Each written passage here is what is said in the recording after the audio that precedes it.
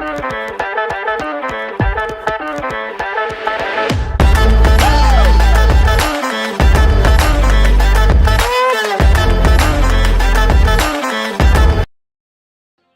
right, good morning, everybody. Welcome to the party. Today is Tuesday, March 18th, 2025. This is episode 836 of your Simply Cyber Daily Cyber Threat Brief.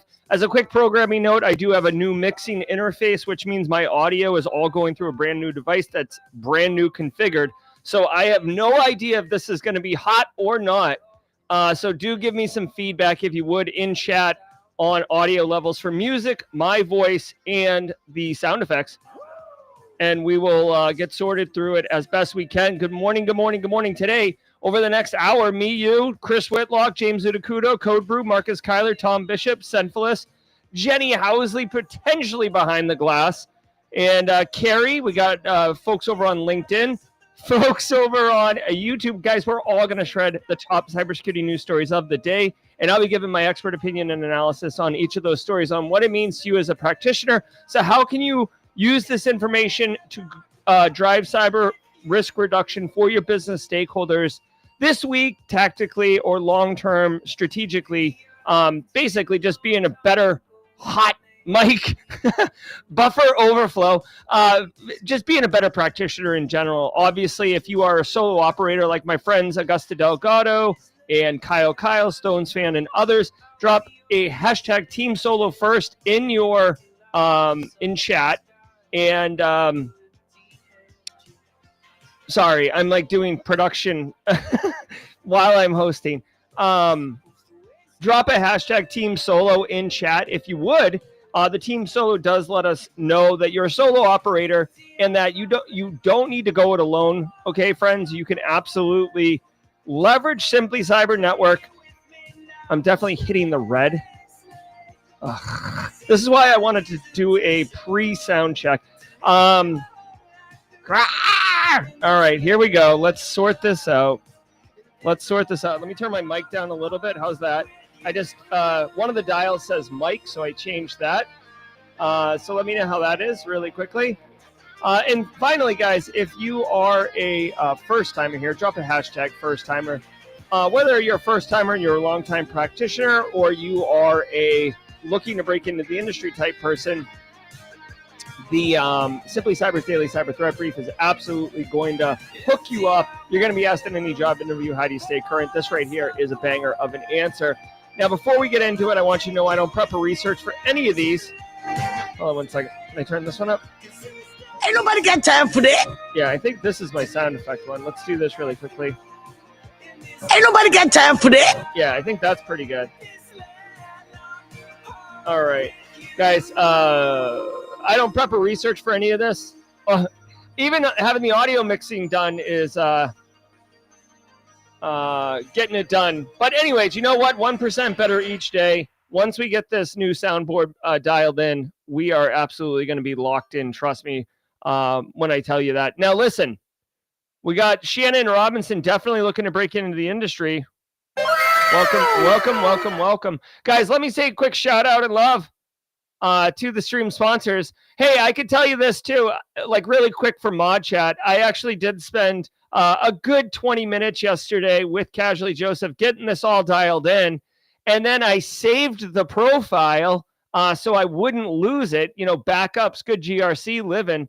And then it overwrote. When I saved, like the commands in this mixing software suck. So like it said write, and I thought it meant write to disk, and it meant write over the profile. So all the work that we did was kind of like, you know, just practice. All right, guys, let me say a quick shout out and love to the stream sponsors. And when we come back, I'm going to tell you how this show can solve your CPE problems for days. That and more. We'll be right back. As a person that exists publicly, especially since I share my opinions and hot takes daily, I'm hyper aware of my safety and security, and it's even easier to find personal information about people online these days. All the data is just hanging out there on the internet, and it can have real life consequences. But I recently found a solution, and this service is called Delete Me. Delete Me is a subscription service that removes your personal info from the largest people search databases on the web, and in the process helps prevent ID theft, doxing, phishing scams, stuff like that. And when you sign up, you tell Delete Me what data you want deleted, and they go off and do it. Cool thing is, you get a personalized privacy report every month that shows what they deleted, where they found it, etc. It's pretty cool. For me personally, it's like outsourcing your online privacy, which honestly, I don't have time to do that myself or do it well. So for them to handle it is awesome. Take control of your data and keep your private life private by signing up for Delete Me now at the special discount for Simply Cyber listeners. The only way to get 20% off is to go to joindeleteme.com/simplycyber and enter code simplycyber at checkout. That's joindeleteme.com/simplycyber. I want to give some love to the Daily Cyber Threat Brief sponsor, ThreatLocker. Do zero-day exploits and supply chain attacks keep you up at night? Well, worry no more. You can harden your security with ThreatLocker. Worldwide, companies like JetBlue trust ThreatLocker to secure their data and keep their business operations flying high. ThreatLocker takes a deny-by-default approach to cybersecurity and provides a full audit of every action allowed or blocked for risk management and compliance. Onboarding and operation is fully supported by their US-based Cyber Heroes support team. Get a free 30-day trial and learn more about how ThreatLocker can help prevent ransomware and ensure compliance. Visit threatlocker.com.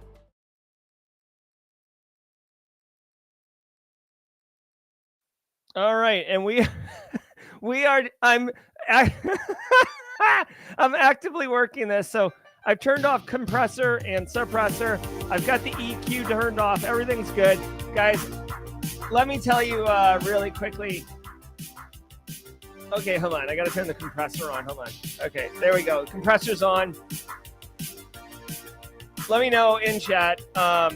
Anyways, guys, listen, I got to tell you, Antisyphon training is also one of the stream sponsors, but you got to know the Red Team Summit is going on this week. It is today, right? March 18th. Oh, I'm sorry, it's tomorrow, March 19th, 11 a.m. to 4 p.m. March 19th, 11 a.m. to 4 p.m. You've got to check this out. It's a free one-day conference. It's absolutely legit. They've got training going on. They've got an entire day, 5 hours of conference. I'm going to drop a link to this. There's still time. Again, it's absolutely free to attend. So I don't know why you wouldn't at least sign up just to have the opportunity. So go check out Antisyphon training /event/red-team-summit. Really, I just put the link in chat. You can go to the link. It's much easier. I also want to say shout out and love to Barricade Cyber, guys. You know it. Chief Forensics Officer Eric Taylor co-hosting Red Team Summit. So there's some cross collaboration going on. I want you to know Barricade Cyber Solutions is dedicated to helping businesses from cyber attacks and helping businesses recover from the damage done. Now, cyber attacks can cause massive issues for businesses and send dedicated, hardworking business owners into turmoil, but Barricade Cyber Solutions knows how to mitigate the damage done by cyber incidents. Check it out at barricadecyber.com. Links in the description below, not just for Barricade Cyber, but for all of these. So definitely giddy up on that. I do want to say thank you to all of you who are here right now. Every single episode of the Daily Cyber Threat Brief, including this one, is worth half a CPE. So be sure to say what's up in chat. Grab a screenshot right above my head. Dusty Carlisle, welcome to Crazyville. There we go. Augusta Delgado, Jim Lund, my man. Jim Lund, I love Jim Lund. All of these folks right here can grab a screenshot, file it away once a year, count the number of screenshots, divide by 2, or multiply by 0.5, your choice, and you will get exactly what you need. So we're off and running. Okay, hold on 1 second. Hold on 1 second. Noise suppression is off. Echo is off. So restream. Oh no, that looks bad. That looks really bad. Whoa. Hold on 1 second. I don't know what happened. I can't turn those off. We can't solve this in real time right now. Stereo audio input high. Try this. How's that?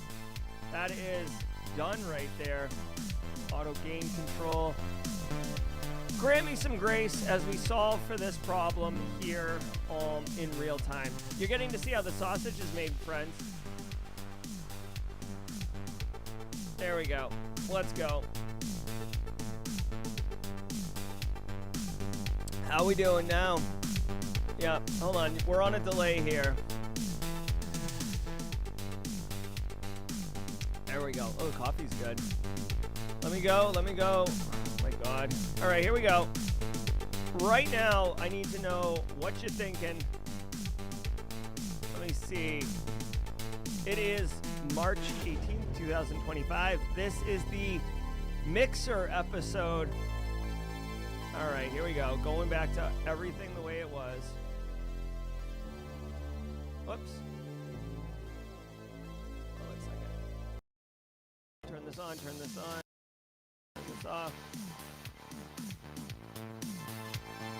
All right, this is how it was before. All right, I think we're good now. Reverse back. All right, do me a favor.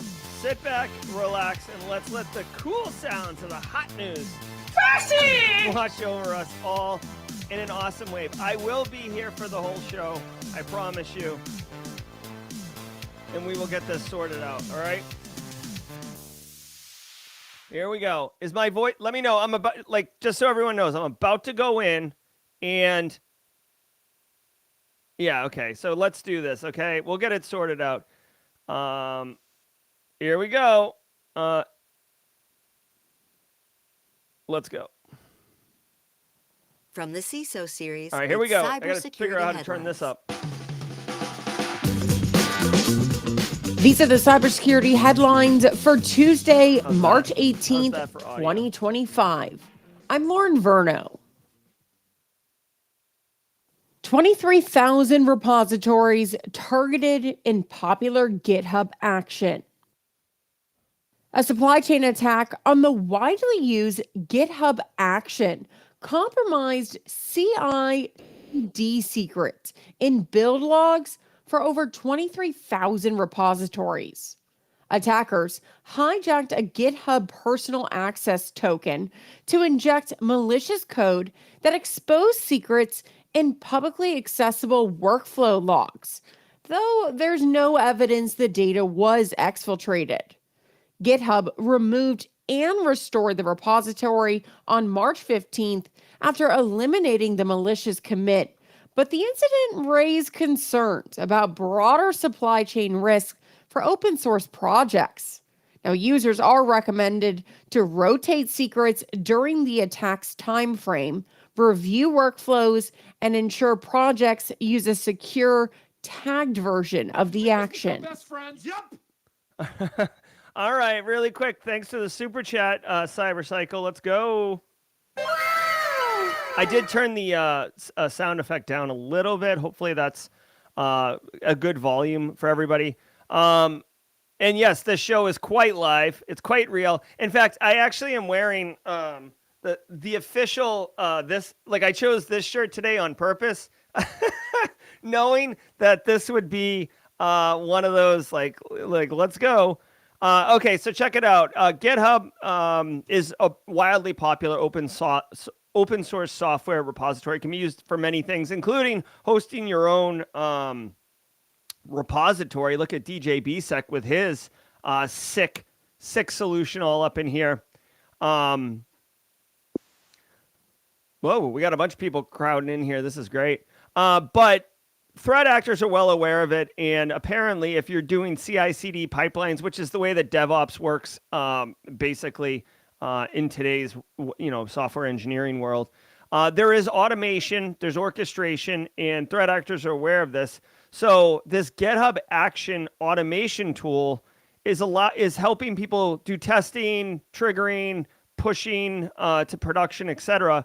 And it looks like a threat actor was able to get access to it and then actually modify the code and retroactively updated multiple version tags to actually reference a malicious commit, which is quite wild.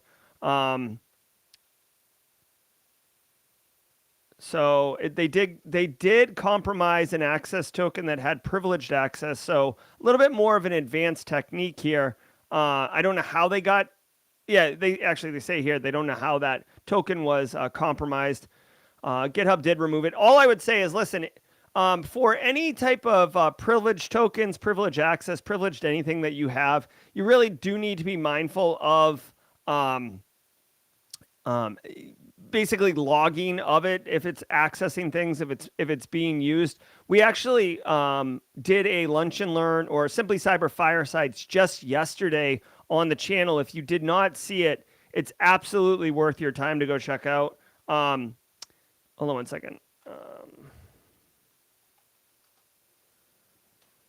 Yesterday, Matt Kiley from Huntress came on. Here he is right here. Matt Kiley from Huntress came on, and he like literally spent an hour. I basically just got out of his way, and he talked about the last 6 months of research he's done on Azure environments and just abusing OAuth tokens for malicious apps and malicious service registration. So definitely a huge value to go watch this stream. I'm going to drop a link in it too. And it just has to get to, it just, hold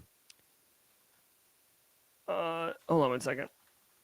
It really gets to the heart of compromised credentials and how identity is just wildly important to be focused on in 2025.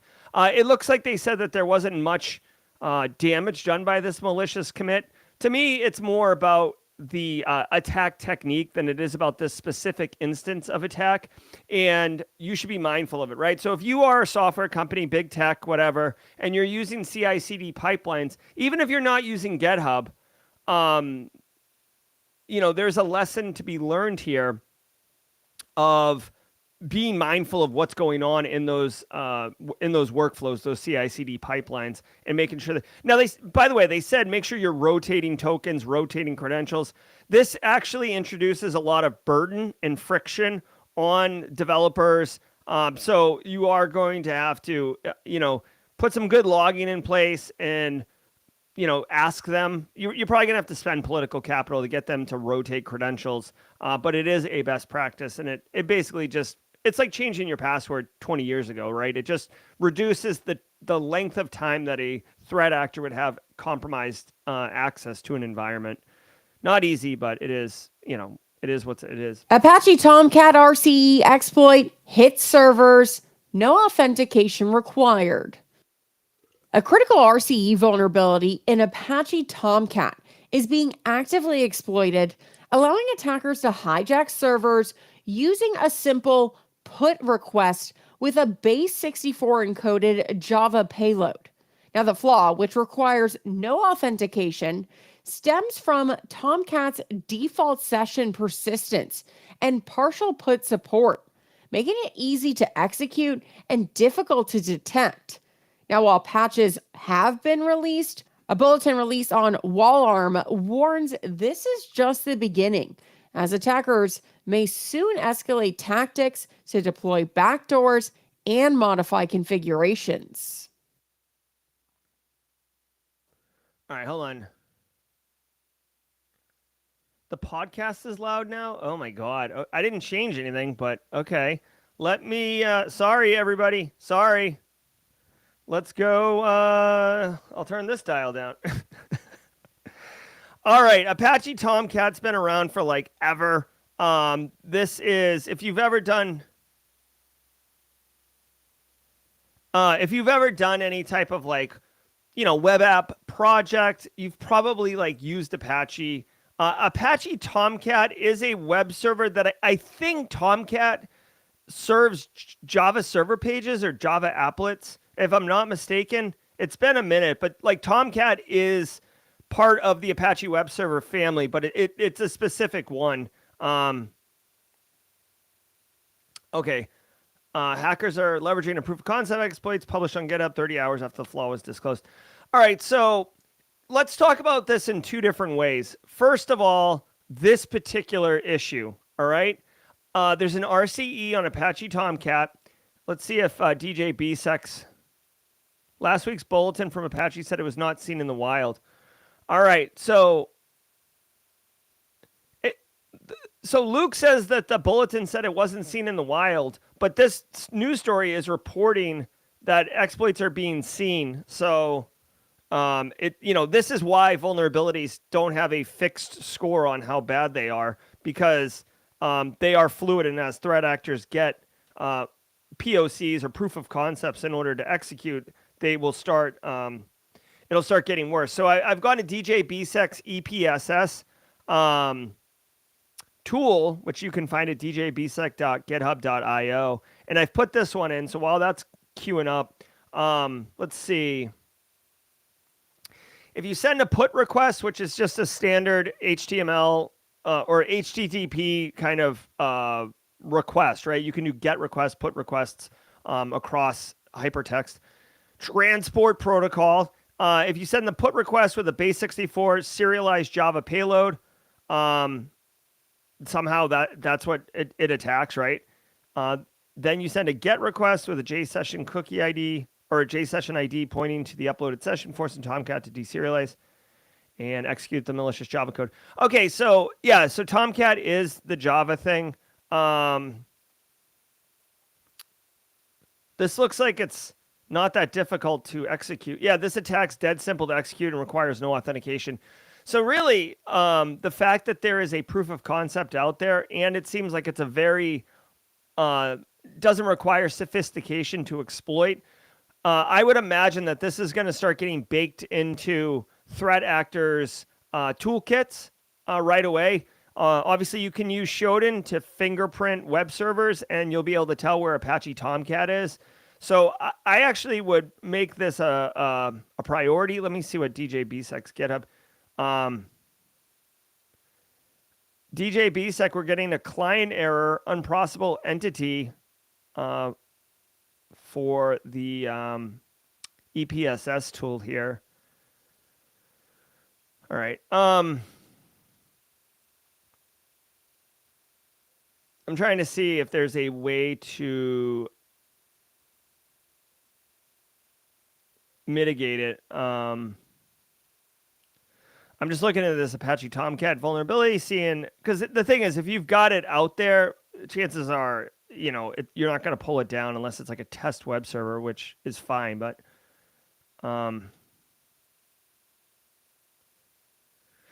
okay. I don't see anything in here as to how to remediate it. I would imagine you got to patch it. You got to patch it. Right?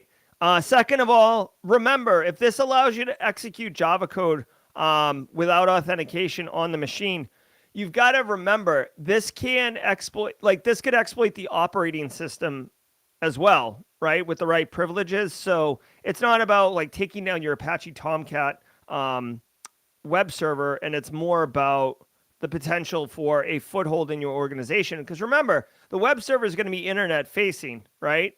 But it likely will be attached to your environment. And if you're doing something complicated, you might even have a back-end database feeding the application server. That is your, SaaS app or whatever. So there is potential for more devastating consequences here. DJBSec's tool is not working, so we're not able to catch this. What I would say is, if it were me, I would send this over to your web team or send this over to your IT engineers and just say, hey, this looks pretty nasty. Are we running Tomcat in our environment? Also, I haven't talked about this in a minute, but this is a really cool tool that I have used professionally in the past. Hold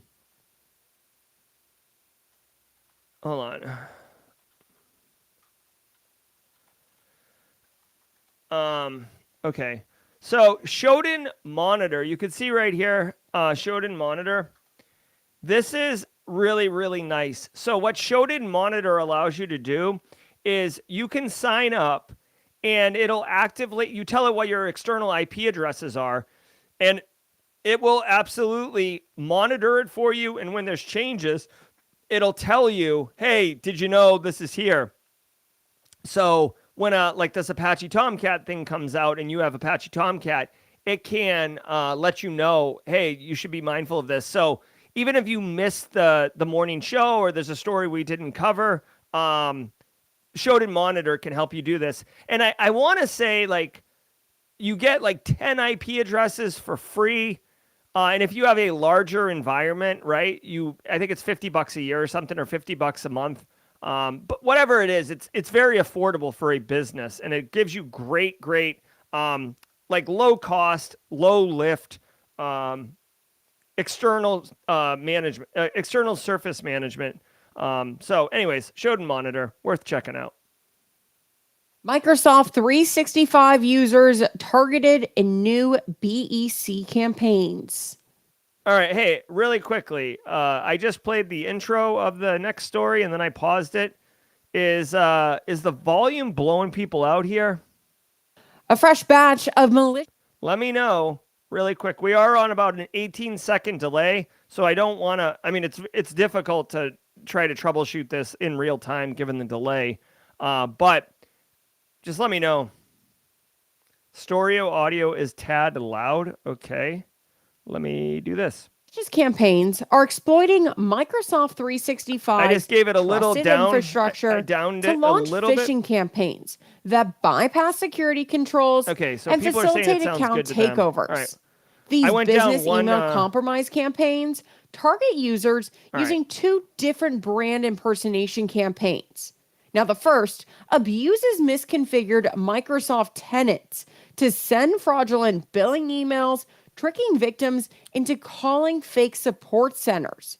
Now, the other campaign uses malicious OAuth apps impersonating Adobe and DocuSign to steal credentials and deliver malware. Supply chain attack. All right. All right. So, security researcher at Guards, always finding out about these like new companies I've never heard of. So, Guards, talking about phishing campaigns out of M365, also discussed by Matt Kiley yesterday. In fact, if I may, just as a follow-up, Huntress. Here we go. This is Matt Kiley's blog post on OAuth 2.0. Matt's got a sense of humor that's great. Device code phishing in Google Cloud and Azure. So if you're interested in learning even more about this, here I'm going to drop it. Matt blog on phishing in Azure. This is another good read. I'm telling you, like Matt Kiley's legit. It's not an AI reader, NA. It's Lauren Verno. That's what she sounds like. Legitimate Microsoft domains and tenant misconfigurations are allowing people to steal creds, perform account takeovers, and ultimately execute business email compromise. Business email compromise is where basically a threat actor. There's a bunch of different ways for business email compromise to manifest, but the traditional, the original way, the OG business email compromise was to take over someone's email account and then send an email as them and say, hey, I need you to wire some money over here. There's other ways to do it. More elegant ways is to intercept, to get into the emails and then just chill out and watch. And then when someone says, oh, hey, pay this invoice, you intercept and change the account numbers on it. There's a bunch of different ways to do it. But at the end of the day, it's all about straight cash, homie. Straight cash, homie. Let's see. Oh my gosh. So the threat actors basically get access to the environment. Then they create admin accounts, create full text messages mimicking Microsoft transactions, initiate a purchase or trial subscription to generate billing, and then they send a phishing email. So that's interesting. So what they're doing here is generating a bunch of communications that would be auto-generated from Microsoft.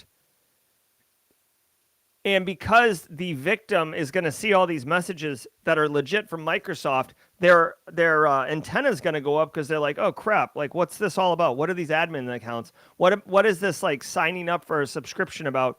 And then the criminal, the attacker, sends them a message and says, hey, I'm from Microsoft and we're seeing some malicious stuff. Like, let me help you out. And then boom, they get you.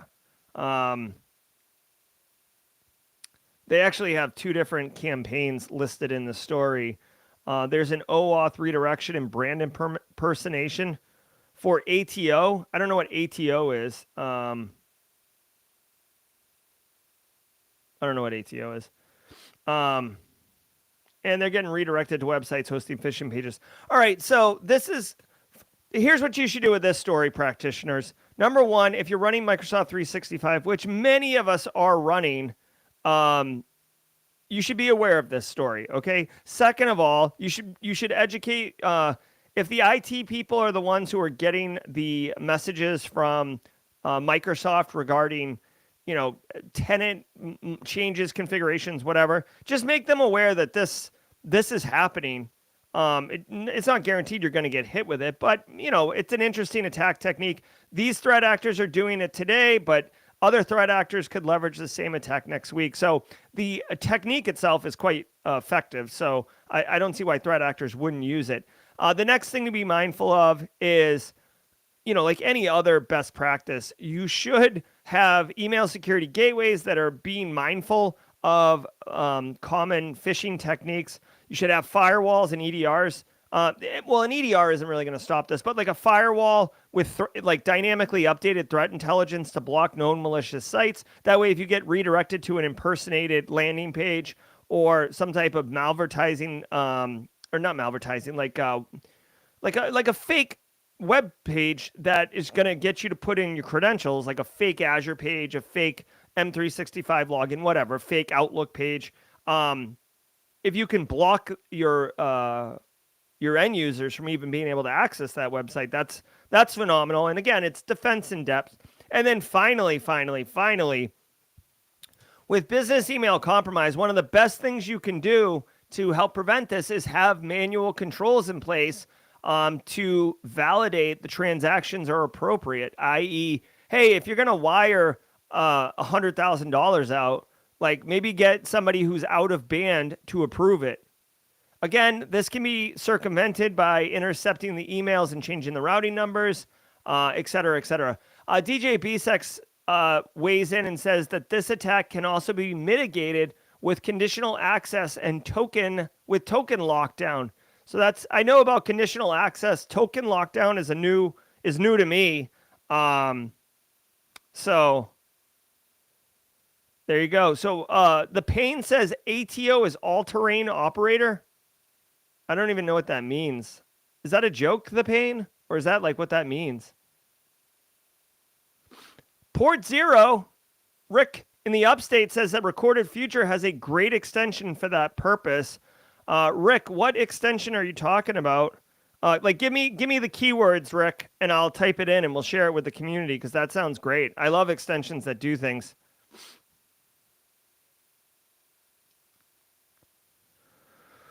Ooh.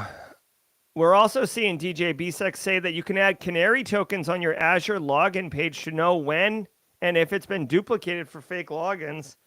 I do love myself some canary. Got a canary sticker right here, actually. If you guys don't know about Thinkst canary tokens, they are phenomenal. Definitely go check that out. That's a company that doesn't need to pay a single penny on marketing because their product is so freaking awesome. All right, let's keep going. Yeah, canary tokens here. I'm going to drop a link. There we go. All right, let's keep going. Hits 100 plus auto dealerships. Over 100 car dealership websites were compromised by a supply chain attack where hackers injected malicious click fix code through the LES automotive video service. The attack tricked visitors into copying and executing a malicious command, ultimately infecting them with the SecTop rat remote access Trojan via PowerShell. Researchers warn that ClickFix, a growing social engineering tactic, has been used for years, but there has been a surge in the technique over the past several months.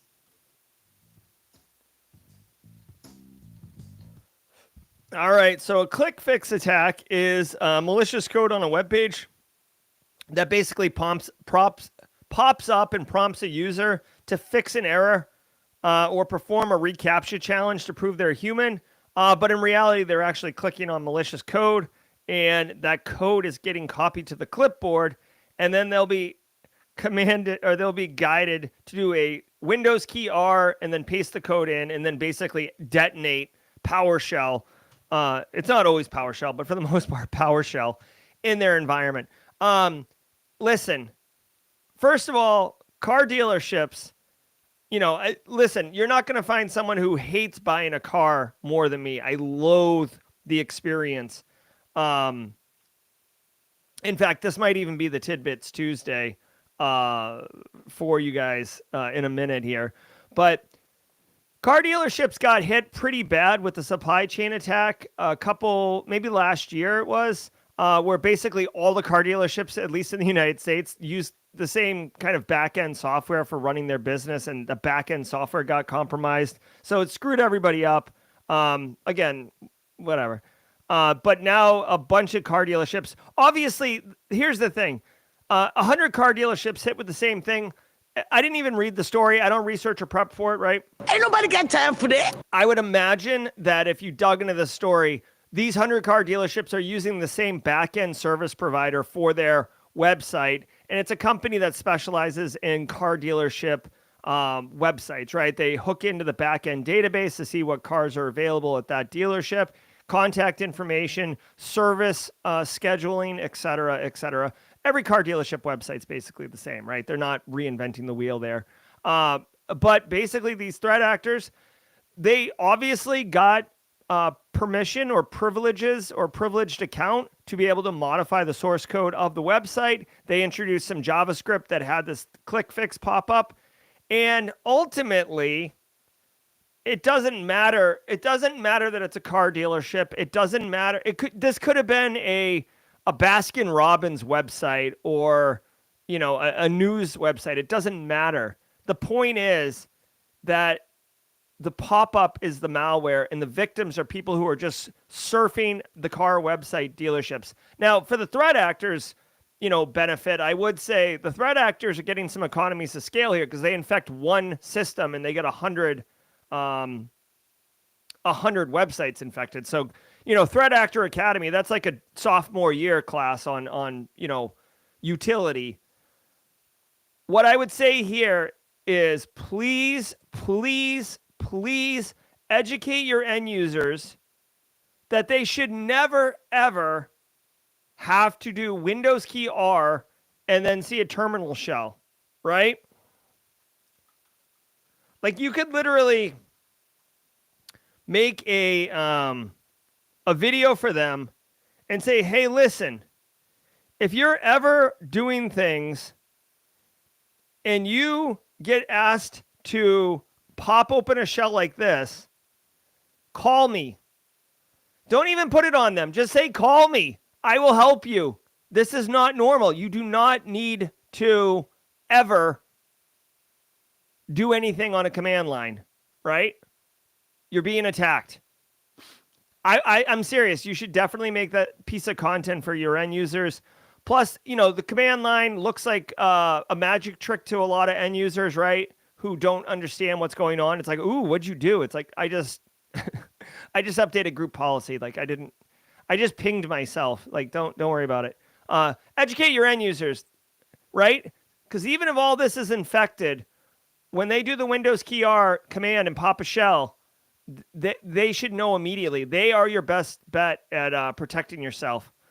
Really quick, we've got an update here on this original story back here, the 24813. I don't know what's going on. Something's wrong on my side. I don't know. Why not? My audio's jacked up today. My Stream Deck plugins aren't working. Of course, DJ BSEC's website's not going to work for me. It works for other people. Anyways, this Tomcat issue has a 0.05% chance of exploitation. So even though it's out in the wild and incredibly easy to exploit, we're not seeing it very likely to be exploited. So you don't have to shut it down. Oh. Apparently I'm living in the future. Here, let's do this. There we go. And it works. All right, let's keep going. Thanks to today's episode sponsor, Delete Me. Data brokers bypass online safety measures to sell your name, address, and social security numbers to scammers. Delete Me scours the web to find and remove your private information before it gets into the wrong hands by scanning for exposed information and completing opt-outs and removals.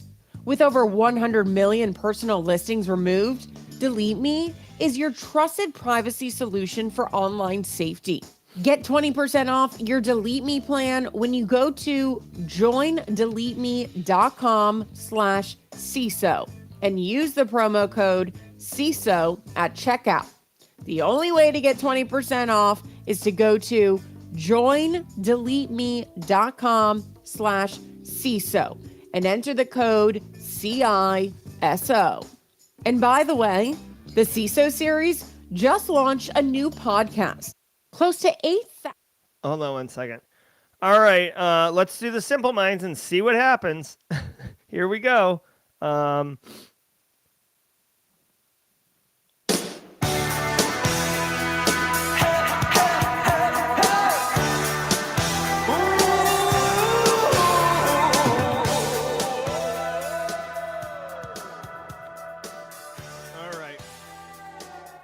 Try to give you guys a little taste, and then I've got to find the right levels, but I'm going to lower the music so I can speak over it but still hear it. Let me know if you guys, if you can, let me know if my voice is clear and the Simple Minds is present but not overwhelming my voice.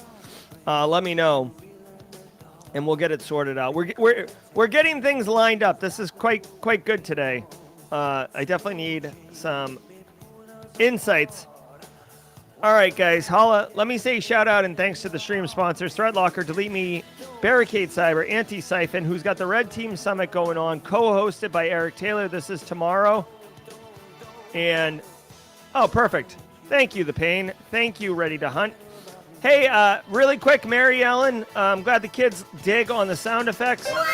For those kids who enjoy the spicy sound effect, and I do want to appreciate and say thank you to all of you, right? Not just the sponsors, but all of you in the Team SC community. Shout out to the mods who are, they came together like Voltron to help me get this soundboard dialed in.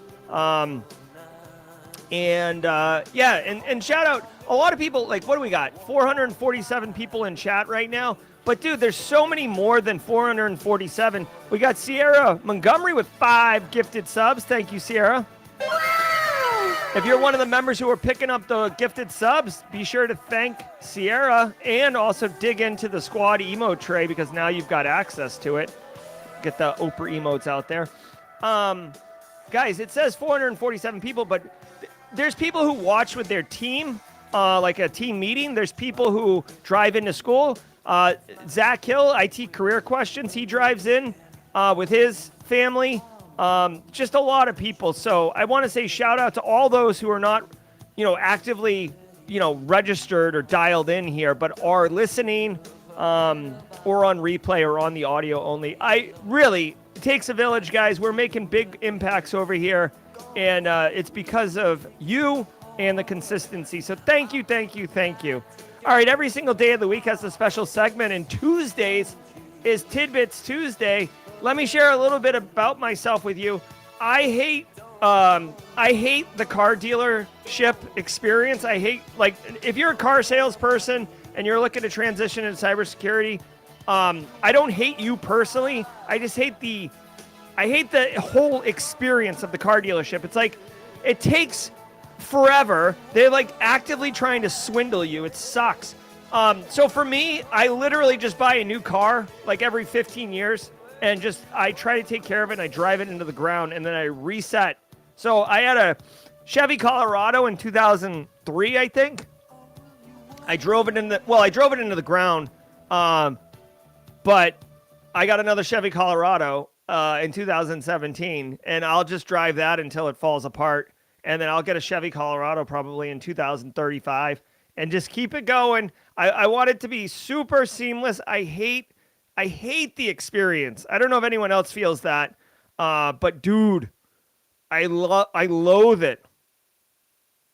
All right, everybody, do me a favor. Sit back, relax, and let's get our la la la laws on. Alpha Sierra, lead us off.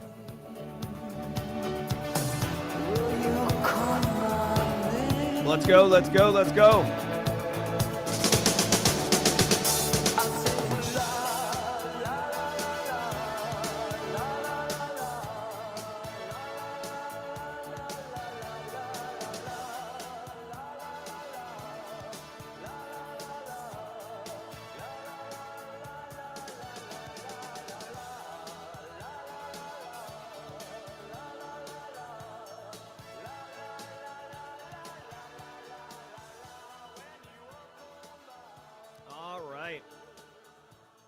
Really quick shout out. I saw a bunch of people say that they watched the show with their family, their kids. That's what I mean. Again, like, we're not trying to make kid programming, but we are family friendly. We are really just. I appreciate you guys. Let's keep going. I got to go teach at the Citadel today. So, Bradley, squad member. 7,000 vulnerabilities were discovered in the WordPress ecosystem last year. 7,966 to be exact, with the overwhelming majority, 96%, affecting plugins and a much smaller portion impacting themes. While most of these vulnerabilities were considered low or medium severity, 43% could be exploited without authentication, and nearly half were cross-site scripting flaws.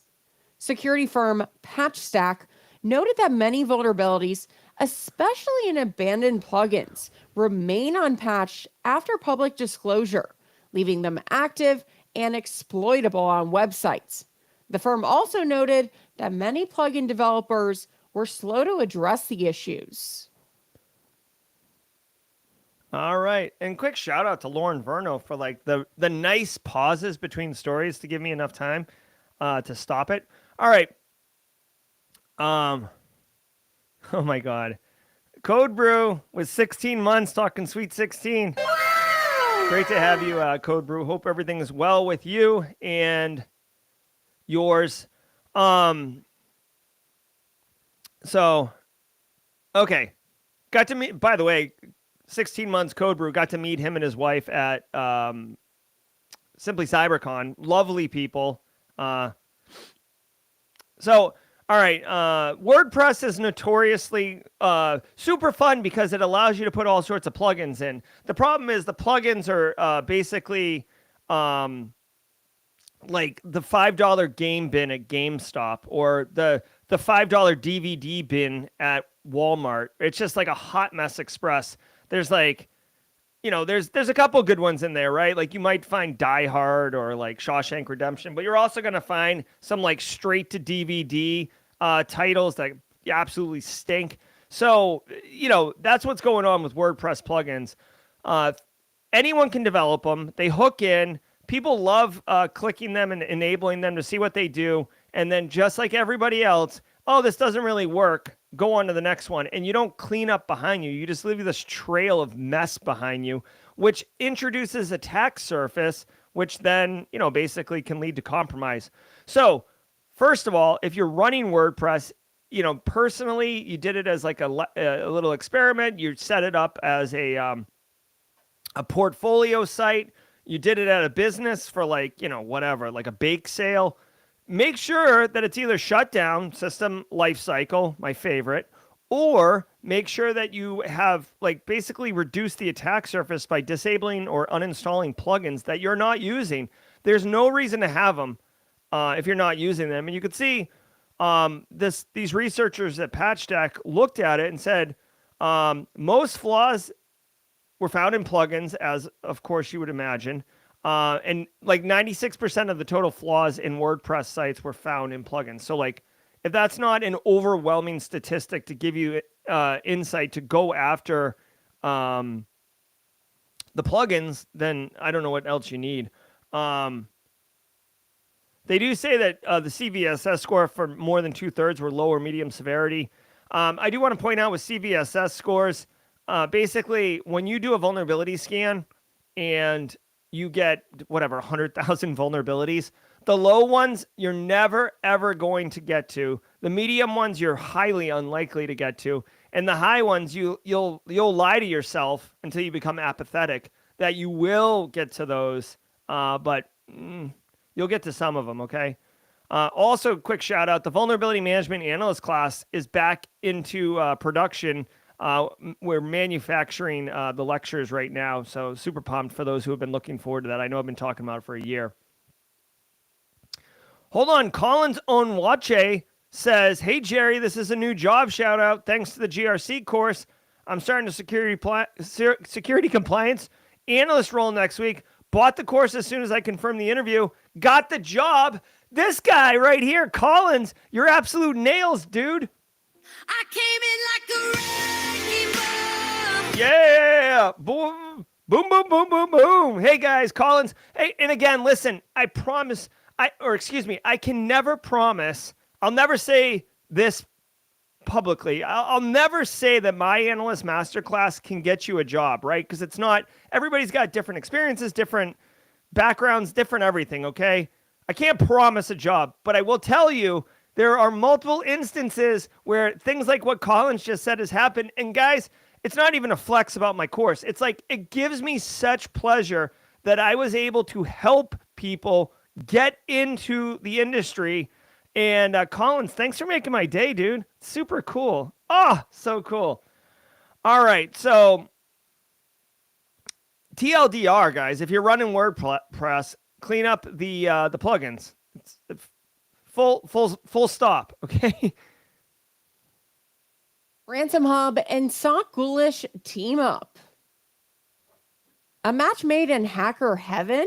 The RansomHub group has partnered with the operator of the fake updates malware as a service framework, SocGholish, to launch a multi-stage attack on U.S. government organizations, as well as the banking and consulting sectors. Now, the attack begins with compromised websites delivering malicious SocGholish payloads, which then deploy RansomHub ransomware. While the majority of these attacks have affected the U.S. government, reports of attacks on Japan and Taiwan have also emerged. All right, hold on. Ransomware rebrand. So, let me look at this really quickly.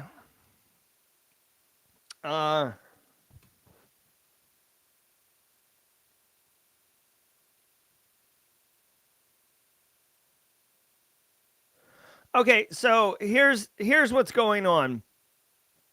Basically, the cyber kill chain is still being done, but instead of basically routing people to, call center scammers, they're relaying them to download and install ransomware malware. Okay, so this is interesting. Honestly, I'm sure some enterprising person at RansomHub was like, dude, why don't we use one of these services to just get our malware pushed faster? From a business perspective, this is actually quite brilliant. Again, I'm not promoting threat actor behavior. In fact, hold on, I've got a sound effect for this. I'm not promoting threat actor behavior. But what I am saying is this is actually smart, right? So when you're doing game theory, you do have to assume people are going to choose the optimal path that benefits their agenda. This one's this. So here's the deal. TLDR, there's two things here. Number one is if you're running a website, harden it, right? Because the thing is, for this to work, SocGholish needs to compromise legitimate websites. Now, your website is still going to do whatever it's going to do, but it's also going to be delivering fake pop-up JavaScripts that basically are tricking people who are coming to your website into running code that they don't want to run. So as a person who should care, don't harden your website so you're not hosting malware. Number two, educate your end users that when they get a pop-up that says their machine is, infected or there's some issue, like the classic Microsoft, your antivirus is out of date, there's been infection, whatever. Educate your end users to be aware and notify you of those issues and not to click or install anything, right? Yeah, my voice can go high too. Check this out. My voice can go this high too. again, I don't know if you need permissions in order to install the malware, probably. So maybe if you can do privileged access control and not allow your end users to install software, but that's unlikely, especially in the modern ecosystem where people are using their own laptops or their own machines to access system resources. So educate your end users not to click on dumb stuff. And by the way, just as a bonus, this is why I tell people all the time that end user awareness training, yes, like red teamers will tell you it doesn't do anything. But here's another thing that's ancillary to it and huge value, or tangential to it and huge value. If I send you an email and I point out that you're not supposed to pop open command shells, right? Yes, you learn that nugget of knowledge, but also I'm communicating with you, and I send an email, every Monday or whatever. And for me, I put my face to it, and I'll have videos, and I want you to know who I am.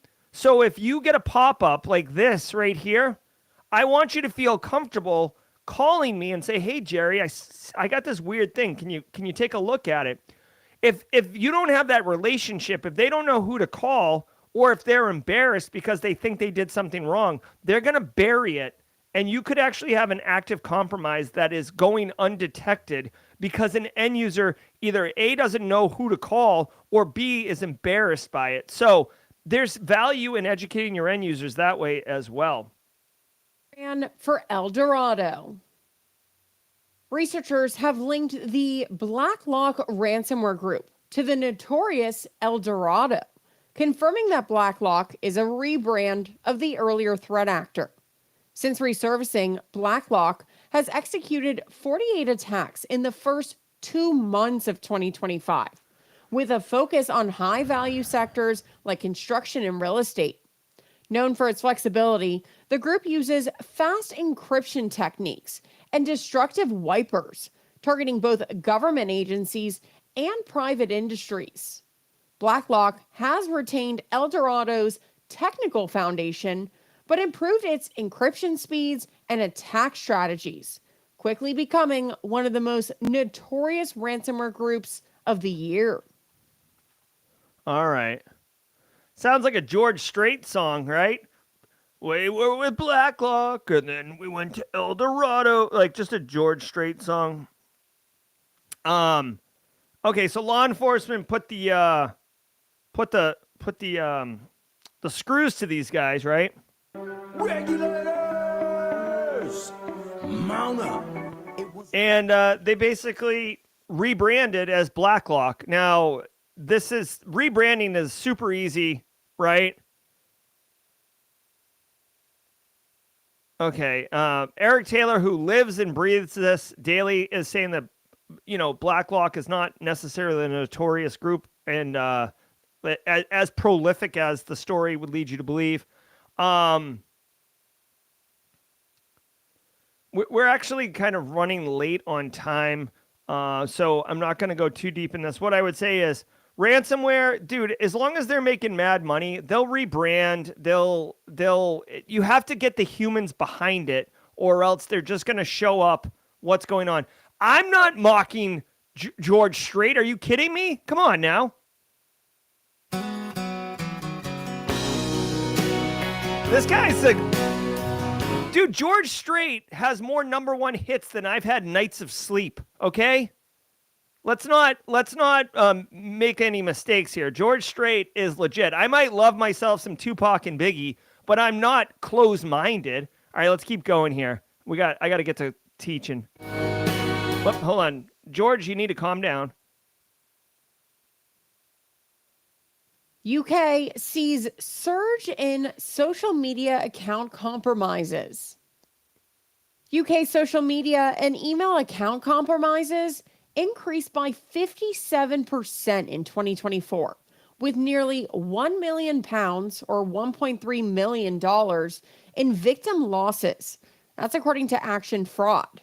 The most common tactics involved investment fraud, ticket fraud, and on-platform chain hacking, where fraudsters impersonate victims to scam their contacts. Action Fraud and Meta have launched a campaign encouraging users to enhance security by incorporating basic cyber hygiene, including using unique passwords and enabling two-factor authentication. Oh my God. Can we please, in 2020, can we normalize MFA by default? Like, I get it. Oh, it's so inconvenient. There's so much friction. Oh, I don't want to use this social media platform because logging in is a pain in the A. Buddy, you are going to get compromised left, right, and center. And oh, by the way, like your crappy password that you're reusing across platforms, you can expect that to get popped and punched everywhere. So everywhere else you're not running multi-factor authentication, say bye-bye to those accounts too. This is just account compromise. The fact that they're then turning around and weaponizing it to rip off people who are following those accounts, even more gross. And we've seen this literally time and time again. Like Elon Musk wanting to send you 2 Bitcoins for every one you sent him has entered the chat. Like, I'm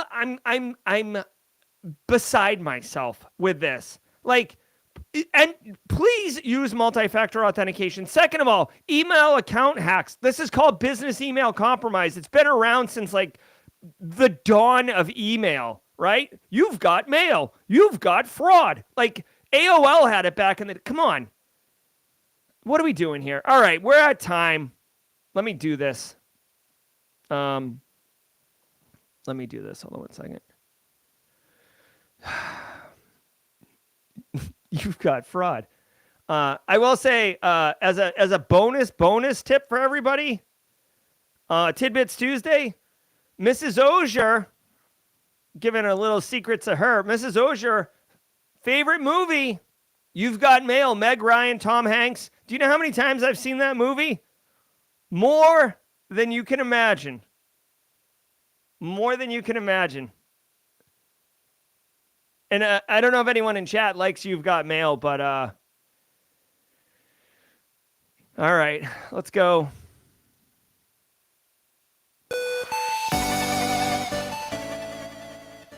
All right, guys, thank you all so very much for being with me today. I want to remind everybody, literally today at 1 o'clock, PBO, Professor Black Ops, who's a regular in the community and working over with Study GRC people, is going to be doing a lunch and learn. This is a monthly series we started last month, and we're going to be doing it every month in 2025. Bring a lunch, right? Give us an hour, and you'll leave with a practical skill. And today we're talking about NIST 853 and how you can get leveled up on it. So go to Simply Cyber YouTube channel and check it out. This is 1 p.m. live today. It will be available on replay. Now, thank you everybody for enduring my audio shenanigans. I think once we get this new soundboard dialed in, we will be free of audio issues. Plus, we can do some fun stuff. Where I do this. So we'll mess around with it and have some fun. But don't go anywhere because my good friend Eric Taylor is going to be doing jaw jacking today. Jaw jacking is a 30-minute segment where you bring questions, he's got answers. So it's mentoring at scale. Thank you all for being here today. Hashtag Team SC. I'm Jerry from Simply Cyber. Until 1 p.m. today, see ya!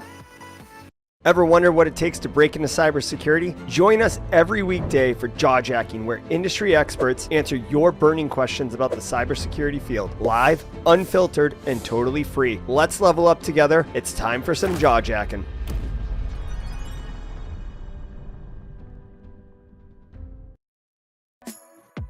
Good morning, good afternoon, good evening, wherever in the world you are. Thanks so much for tuning in for Jaw Jacking. Do that sexy radio voice. How you doing out there? This is your first time seeing me, and my name is Eric Taylor. I'm the CEO and Chief Forensic Operator here at Barricade Cyber. I bring the technical aspect of things, where Jerry Auger brings all the CISO. Yeah, I was throwing some shade at him because he was talking about leaving a trail of mess everywhere, and I'm like, that's just like every CISO who changes jobs every 2 years. Not saying Jerry ever did that, but kick things off. If you're new here, and don't know jaw jacking, in the comments, put a question with a colon, and I will be able to easily be able to note it and be able to answer your questions. While we're waiting on that, I want to share something that came across my table over the weekend, or across my feed, I should say. I'll put the link here in chat. So decrypting the encrypted files for Akira, I want you to know this is only for the Linux ESXi variant 2024, using a bunch of GPUs. So this guy went through, he released this code here. It's pretty simple for the most part. And digging into this thing, he's actually, the Akira ransomware payload was using timestamps from the CPU to be able to do rapid encryption of the files. So it was full on. So more you know, if you're in forensics and recovery, this may be something that you could be able to get, be a hero for your client.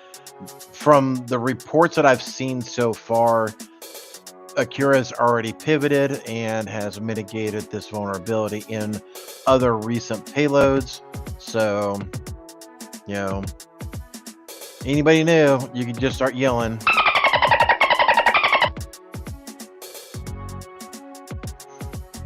All right, so that's my little, the more you know event, right? So let's see. Looks like we do have some questions coming in here. Like this, exactly. Exactly. I'm just going to go through here.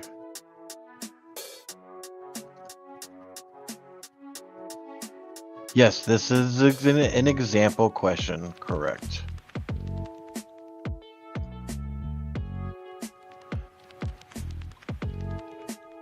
The reboot, can we get some dolphin action this morning? We give you some more. Oop. I have to share my screen, I forgot. I really need to get with somebody to help. I gotta get OBS reinstalled. I know that's my first step, because I gotta share my entire screen. So there we go. So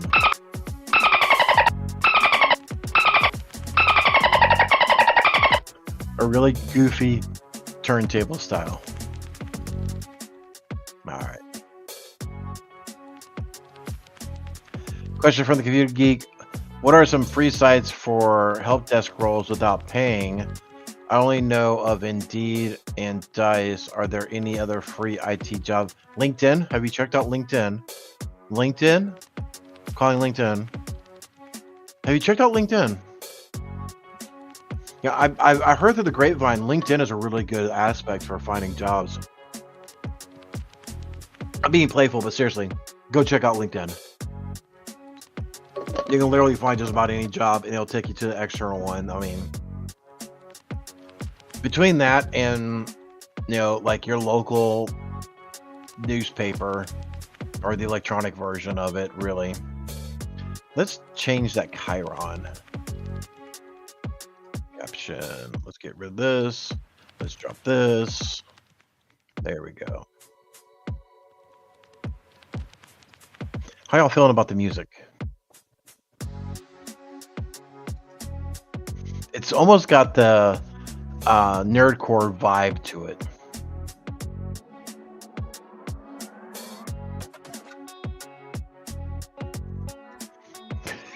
Just playing around, sunshine. Just playing around.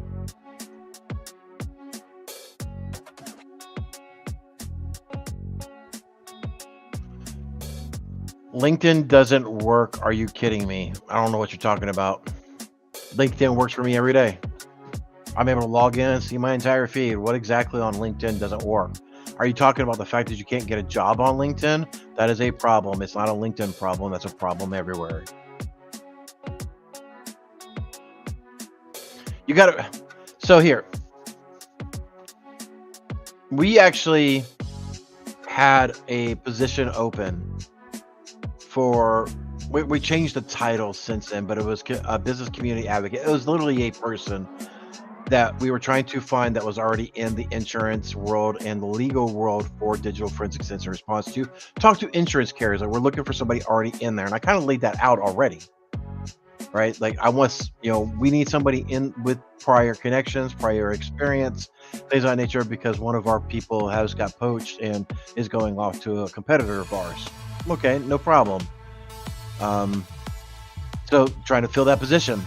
Do you know within 2 hours, and this is literally last week, within 2 hours, I had over 485 applications. 485 applications.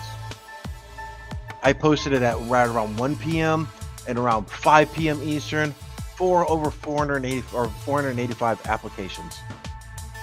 And most of them were janitors and, had been in janitorial for years and years.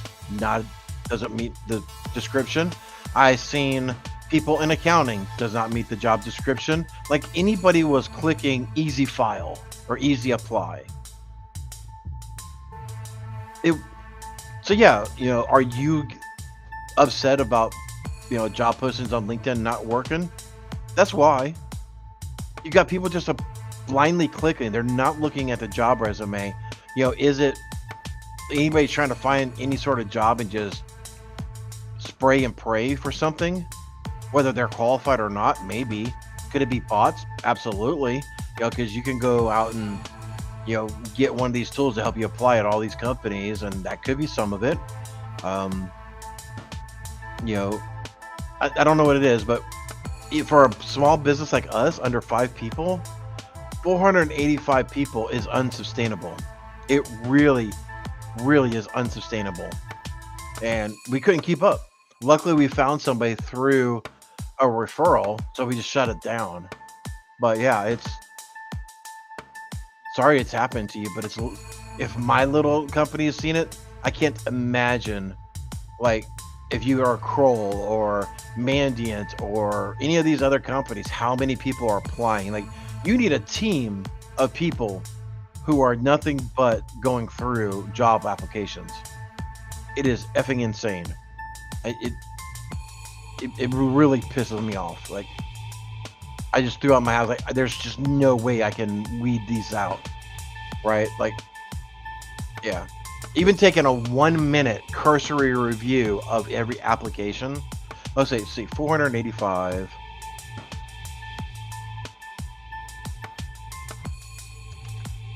That'd have been over 8 hours going through 485 applications that I received in 4 hours. It's not sustainable at all. And then I went back in. I'm like, okay. Sorry, I'm getting pinged. So I went back in and I said, okay, let's do some asking questions. Do you have experience in insurance carriers? Do you have existing connections? And people were literally just clicking yes. I'm like, okay, this is maybe some qualified people. I look further into it. No, they're not. They're nowhere in it. I look at their profile on LinkedIn. They have never been in insurance. They've never been as an insurance carrier. They've never been as an insurance underwriter. They've never worked in the legal space. They've never worked in my industry adjacent to it ever in their lives. So even when you put the qualifying questions in, they just click yes just to get through the screening, and they complain nobody's going to hire them. Yeah, because you don't match, dingbat. But again, it's, I'm really lucky that we were able to get it filtered out through, or get it, a referral from somebody that is going to work out. But yeah, it's a problem. So there's your LinkedIn job rant. And that's just a job rant as a whole. So again, sorry that you're going through it, but they're all just, until people stop just blindly posting on every freaking form that's out there. Us business owners, we're getting inundated, we're getting flooded by all the crap, and it's just hard for us to keep up. One moment, I'm just going through it, and I am just starring So when y'all do put that Q colon, I'm able to do, Control F and be like, and then go to next, and then go to next, and then go to next. And then I can just go back to my pinned comments and quickly find you. Let's see, I've already answered that one, that one, that one. Question, speaking of LinkedIn, should I get verified? It keeps bugging me too, and I can't discern whether this is any real benefit. Brews and hacks, I don't know if there's any benefit to get verified, to be honest with you. I do it because I'm a business owner of a cybersecurity company. That's the only the reason I did. I'm like, I need to make sure my business, that things look credible, that I took the due diligence for it. Does it do anything for me? No, except for show that I am really me. So from that aspect, I did, but in general, I don't know what benefit the general public gets unless you're public facing, right? Just so nobody else can come in and say, hey, I'm Brews and Hacks, and you're like, no, I'm really the Brews and Hacks. I've been verified. And that's really where it comes into. So if you're big in social, I hate the word influencer, but if you're big into social and you're out there talking a lot and doing a lot, yeah, it may, just so you can help prevent the copycats from impersonating you. So hopefully that helps. New to cybersecurity, are there any entry-level red team positions that I should begin as a blue teamer? Huh? What? Or should I begin as a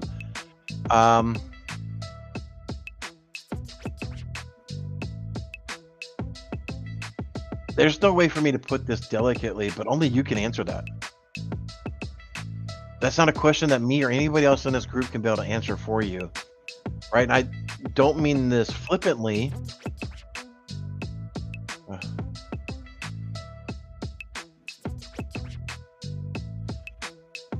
Shedding figures left and right. Is the audio better now? Probably because I'm not sharing my desktop now.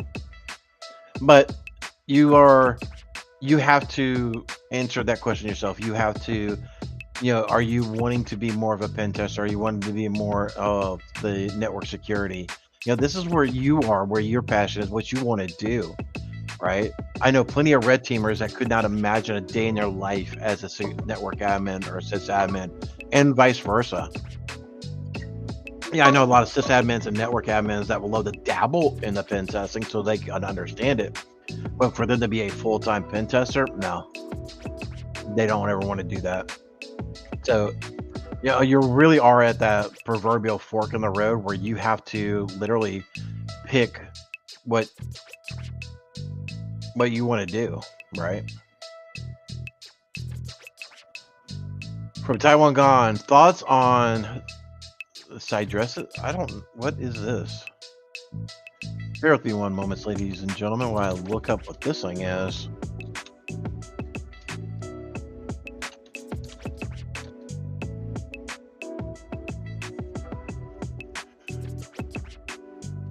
SideDress is a global full lifecycle cybersecurity solutions provider. Didn't I see this name in my CTI feed? Hold on, I gotta do standby while I OSINT for a moment. That logo looks so familiar. And maybe just because somebody asked about it a couple weeks ago. I don't know, but let me just do a dig here.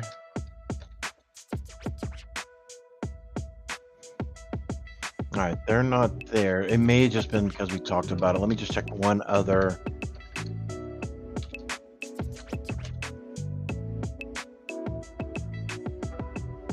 Portal here.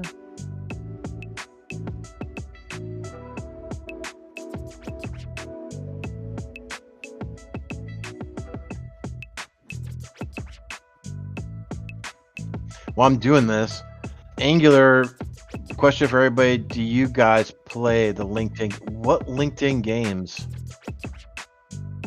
When did LinkedIn become a game or start doing games?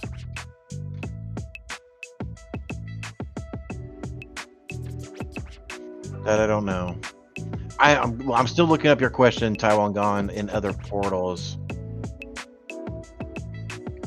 Should I try to go around a job app and reach out to the company directly, especially if they don't have any job postings open? So you're trying to get, let's just say hypothetically, Barricade Cyber, right? You're trying to get a job at Barricade Cyber, even though we don't have any job postings open. You're going to have to go around the job app because there's no jobs posted. So you're going to have to go directly to the company to see if they have any unpublished job applications available. Check their website. I don't know how often they would just post to the website before they actually put it out on things like ZipRecruiter or anything like that.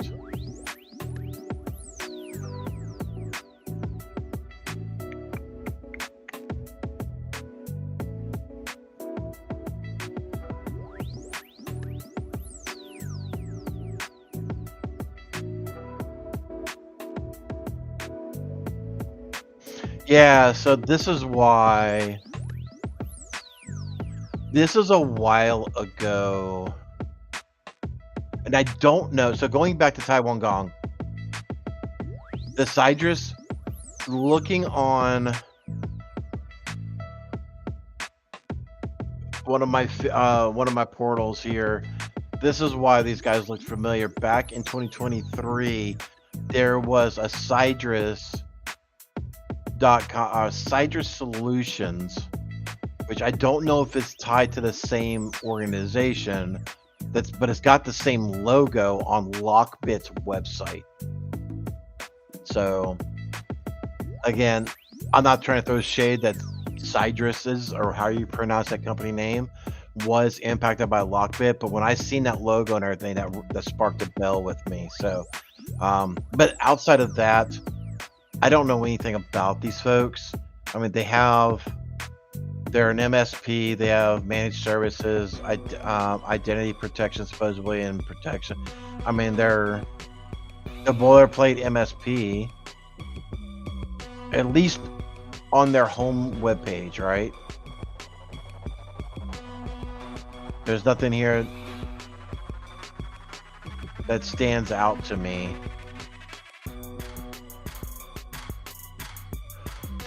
Oh, that's Cider.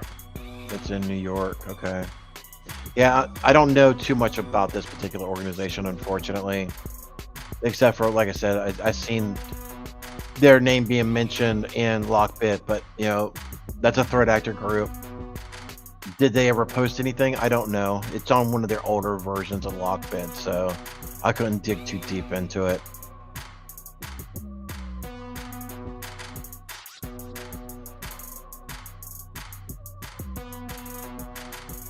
Question continued. Example would be Barricade or something that doesn't have any postings, but maybe looking for some.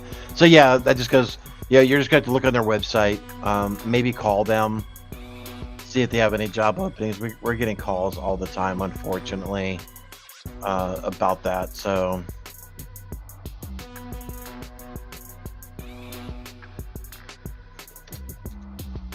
And we have to, unfortunately, say, nope, we don't have any job openings.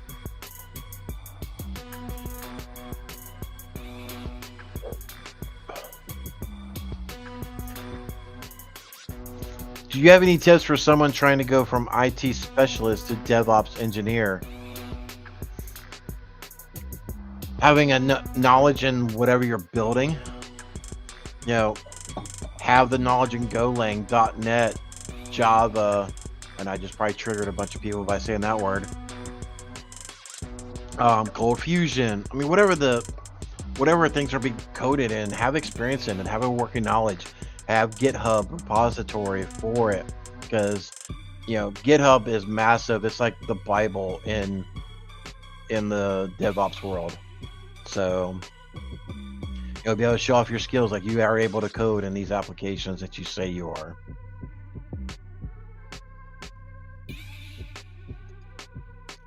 Let's see if there's any new questions. Enter that one, enter that one.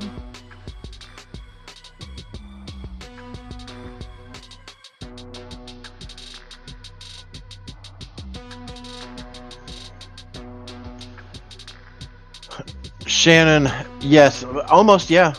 Like I said a moment ago, the massive amount of people who are unqualified for a job posting submitting their job application on LinkedIn and some of these other forums is insane. As a business owner, I will always look at a referral much higher than any job posting application because they know what I want. They, I know the person who's referring the other person to me. They kind of know what I'm looking for. They know what kind of business I'm in, and they think it may be a good fit. So yeah, I'm already putting it toward the higher, to the top of the stack for further review. So yeah.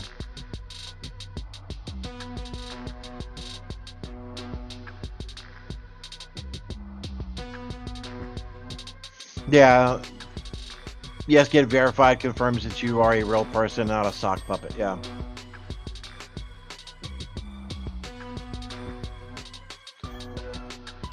Thanks, Dream Logic. I greatly appreciate it.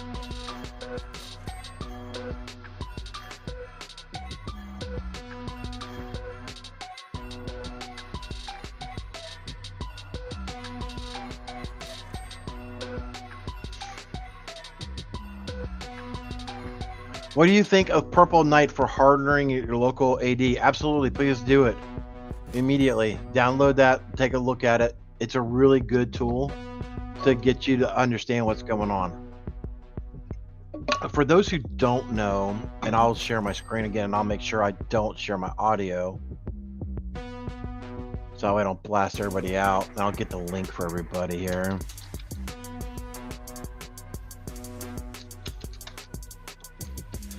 We talked about this last year sometimes.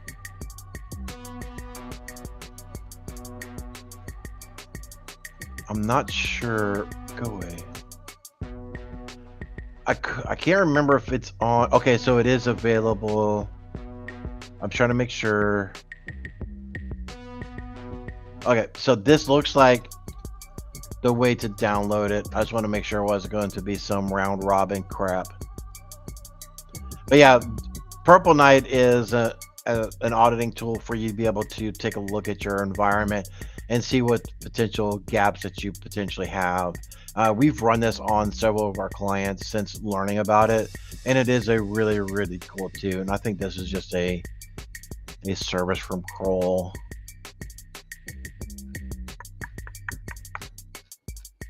Yeah. Okay. So hopefully that helps you. But yes, please consider looking at that. We've used it in several client infrastructures to see what's going on.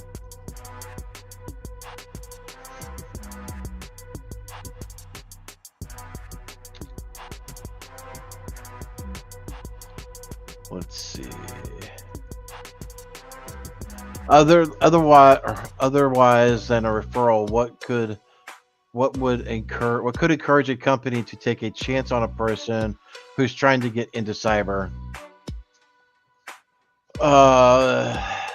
Conferences, maybe. Just trying to think of anything else. Yeah, the conferences, the job fairs for those. But I would probably say conferences, because a lot of times those, find out where they're going to, if let's say there's a handful of cyber companies you want to get into or potentially work at, start looking at what conferences they're going to be having a booth at, and just go up there and talk to them. All right, get to know them, a little bit. Just know that most of us are pretty introverted for the most part, so the first few months are always going to be a little rough, but kind of work through it. And after a few minutes, just be like, hey, yeah, I really enjoyed our conversation. This is a company that I've really wanted to potentially explore getting an active role in your organization. Do you know of any jobs coming open or some job opening that I may have overlooked, I really would appreciate any a fresh perspective that you may have being, on the inside. A lot of times, the worst that you'll hear is no.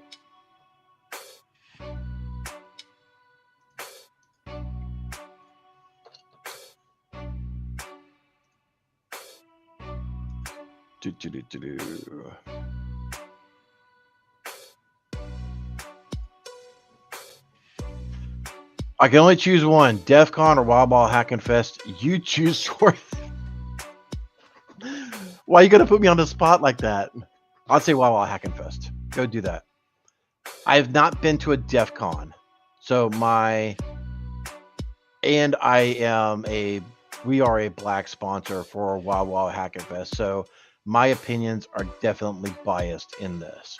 So please take it with a grain of salt. But in a lot of the conferences that I've ever been to, being like I mentioned a moment ago, being an introvert, I'm able to come out and be more open at Wild Wild Hacking Fest, and I'm able to do it at a lot of other conferences. So it's a better community, and it's just awesome. So I would say Wild Wild Hacking Fest. I know people in the chat may disagree and do DEF CON.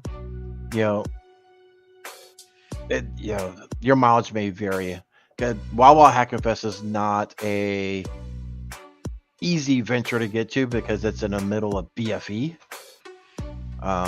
So it's an excursion to get to. So, but I personally like Wild Wild Hacking Fest. I think it's a great conference. And I don't even attend the speaking unless I know specifically there's somebody there I want to listen to, and I'll go and sit in on that. But being the owner, we're kind of working the booth and I'm talking to people and things of that nature. So it's good times, and I've always heard very positive things about it. And I've always heard some, I don't know how true they are. Again, I've never been to Wild Wild Hacking, or I've never been to DEF CON, but I've always heard of problems with the hotels and things of that nature at DEF CONs and some of the other conferences like that, whereas the quote unquote hacker centric type of thing. So again, your mileage may vary, but consider it.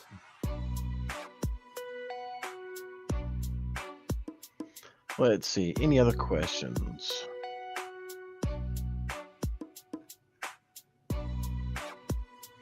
Remember, if you're putting a question in, put Q and a colon, because that's what my control F is looking for.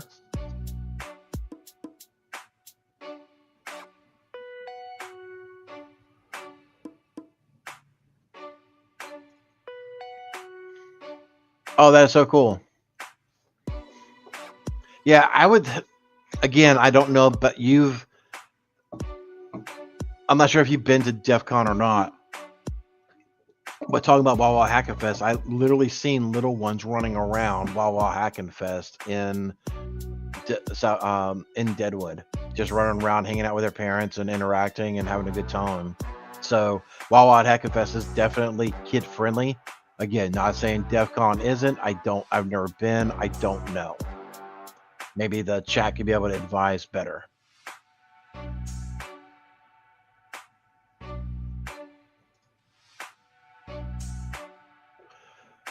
Taiwan Gong, I put in for roles on LinkedIn. How do you know if that role is real? You don't. There was a story a while back. Oh, I'm not sure if it actually hit CISO series or not. Sorry, a little disclaimer. I have a hard time catching most of the show, and no offense, a lot of the stuff that CISO series talks about, I've already known for 3 or 4, and even this story about El Dorado renamed as Dark Lock, we knew a month ago. But for some reason, some of the news stories or news verticals are picking up on it. So now CISO's picking up on it. So I'm like, this is so middle or beginning of February. Why is this now getting talked about? But maybe I'm just micro focused into CTI land and with the ransomware and everything that we know these pivots, but I don't know. But anyway, there was a thing called Ghost Jobs on LinkedIn.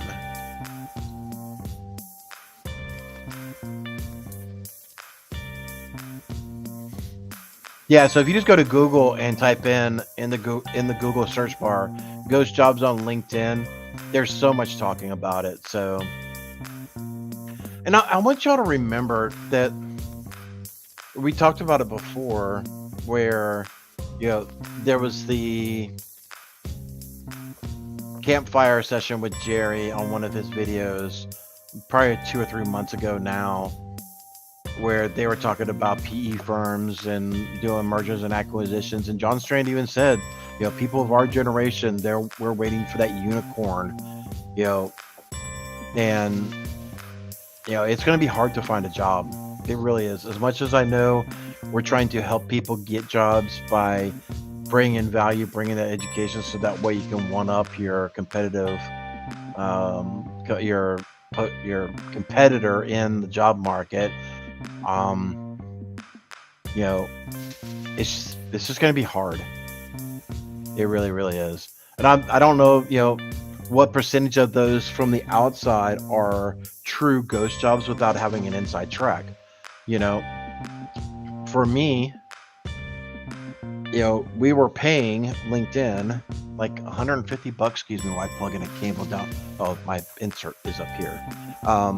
We were paying LinkedIn $150 a day or something like that to help promote. And that may have been where my problem was, but I wanted to, we have to the end of the month to get this job filled. And again, forgive me, I'm leaning down trying to, with no eyes, plug in a dongle in the front of my, there we go, in the front of my computer. But, I did it in hopes that it would help filter out some of the garbage. And I don't know if it, helped. I mean, at first it didn't help me filter out anything. And then when I did put some filters in and was continuing running, I think people were literally just going back after they got the automatic denial and just going back and clicking yes, that they have this experience just to get into the queue. And I don't know. So the whole thing's a mess.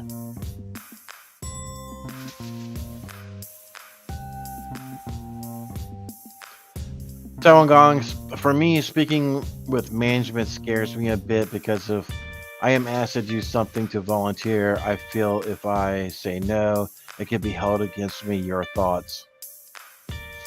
I'm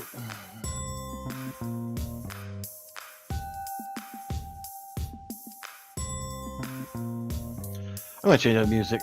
So I've honestly got mixed feelings on it. Turn it down just a little bit. I really have mixed feelings on this topic. So back when I was running an MSP, we would try to vet out when we were having interviews with people. I would create a situation on a laptop or whatever and have the candidate that I thought was a potential hire do some troubleshooting and diagnosis of it. I was also told them again, look, I purposely broke this. Here's the scenario. Give me your troubleshooting tips and how would you fix this, right? And I would leave them over there for about 5 or 10 minutes and see how far they got and, ask them about it, right? So, and the goal was to get their mindset, to get their troubleshooting techniques, how they thought about things and, going through their workflow. So, are there companies out there that will abuse a candidate to potentially get free work? Yes. I even was interviewed a couple times to, the company was having a problem and it was for a downstream client and they literally told me, we have this computer that's blue screen that we can't get out of blue screen. We can't reinstall the OS. It's imperative that we access these files. It was early days of BitLocker, things of that nature. And they literally told me, if you can't fix this and get it bootable, then, you're not good enough to work here. And I'm pretty sure that they were in a jam just to interview a bunch of people, because the interview process was just lame. It was just like they were just going through the motions, like yeah, okay, go fix this, and then if you can, we'll talk. But we're going to go bill our client for your work and get it for free. Is that a possibility still today? I'm sure. So I mean, just be careful.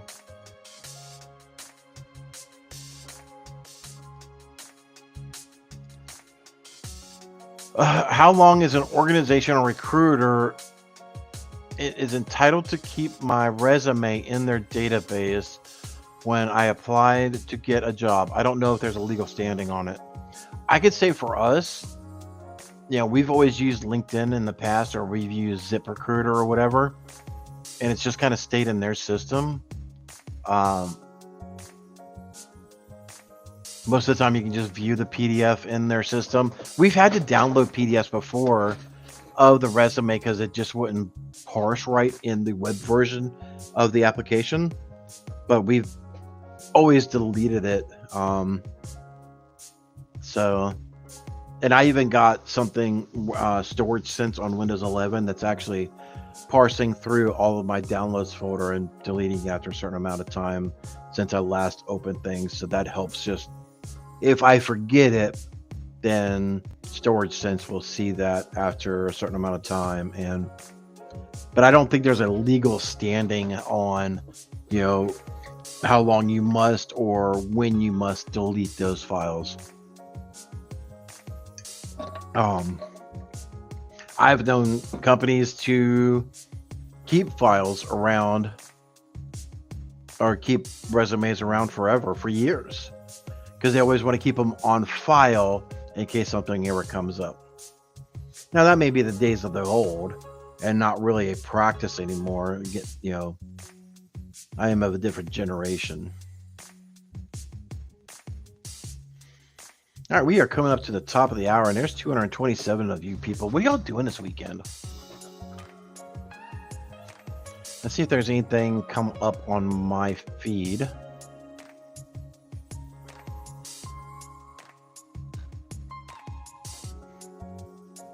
That we can kind of talk about.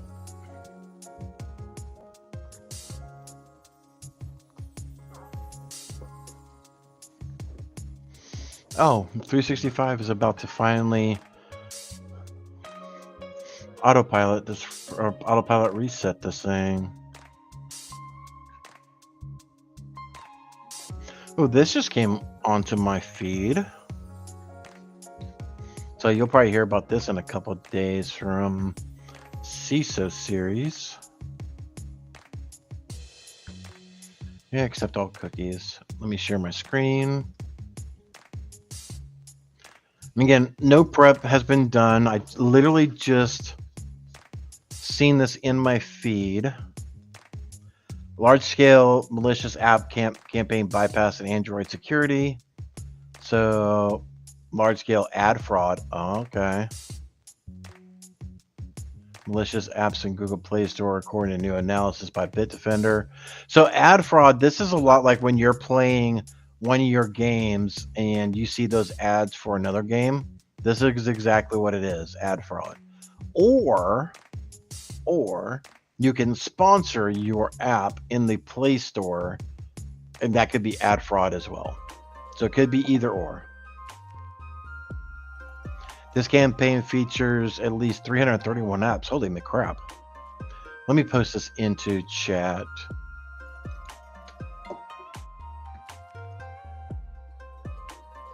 Most of the applications first became active on Google Play Q3 of 2024. Just kind of scrolling through here. Apps launch ads without and phishing attacks without permission. Okay. So yeah, I'll have to do some.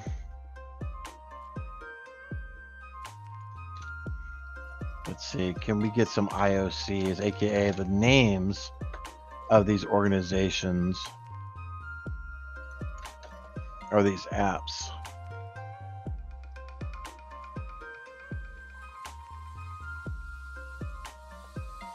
Let's see, does Forbes have anything?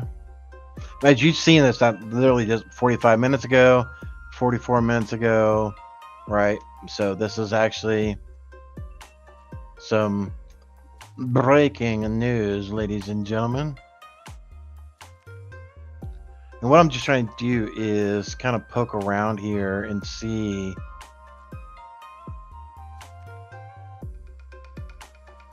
if there's a list of IOCs or application names.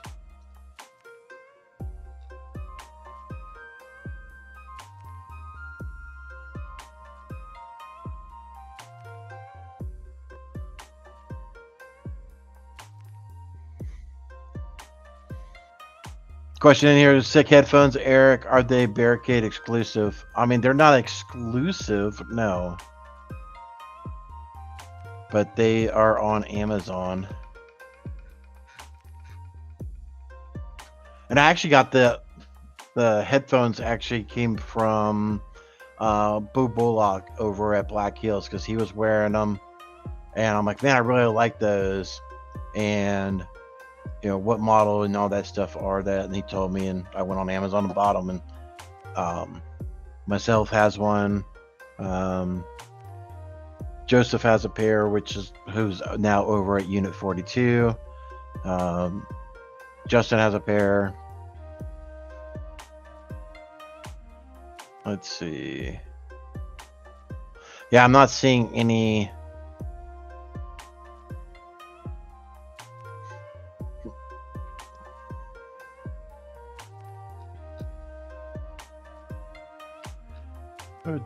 Some of the games make the crack games for VPN, Netflix, YouTube. Yeah, the TikTok, YouTube and TikTok without ads is definitely going to be a big one. I would imagine a lot of people would download.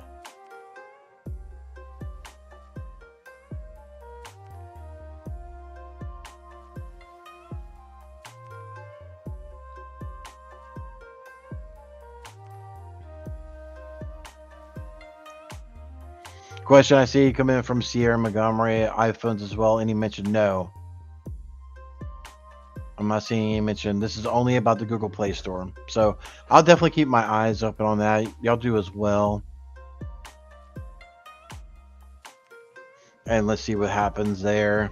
But I mean, this is kind of why I migrated over to iPhone. That's one of the reasons.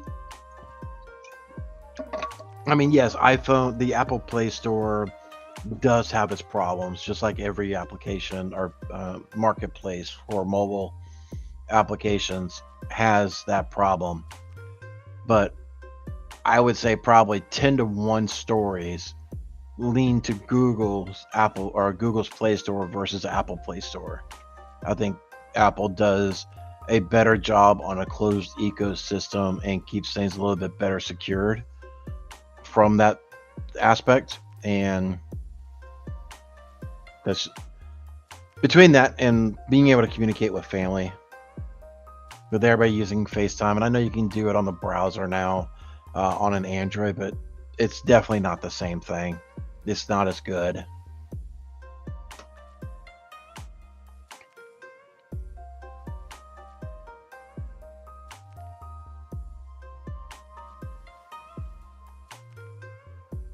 Let's see. Question. Pineapple and pizza. Yeah, absolutely, John. Ham and pineapple is really good. The Hawaiian, yes.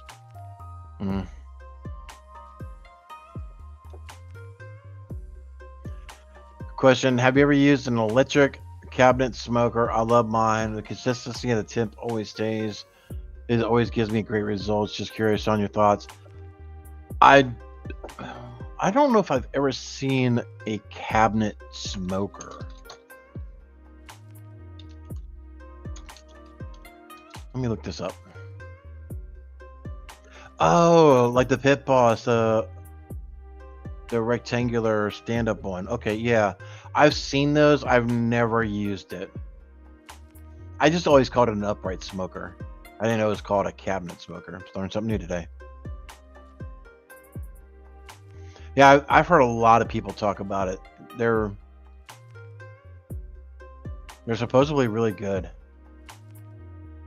Now, I have a Traeger Timberline XL or 1300 XL or something like that. One of the biggest ones they had before the new models start coming out, which are now even bigger. And I'm like, ooh, I want that. Now, I mostly want it because it's got the induction burner on it too. So a while ago, probably about 3 or 4 years ago, me and Mrs. Barricade came to an agreement where my kitchen would be outside, hers can be inside, but my kitchen's outside. So anything I could be able to take and keep outdoors, that way, because for some reason I wouldn't be burning bacon, but I always set off the smoke detectors when I do bacon. And I guess I'm just naturally a smoky kind of guy, so I just like to have my kitchen outside.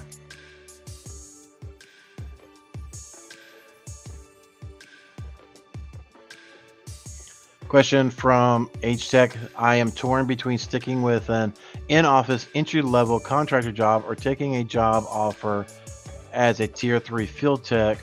What are some less known factors I would consider before making a decision?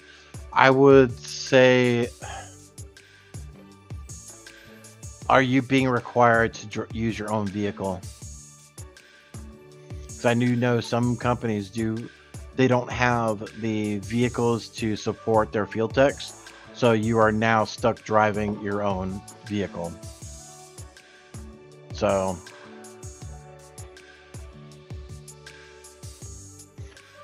that'd be the biggest thing I would look for. Now I see a bunch of people bowing out.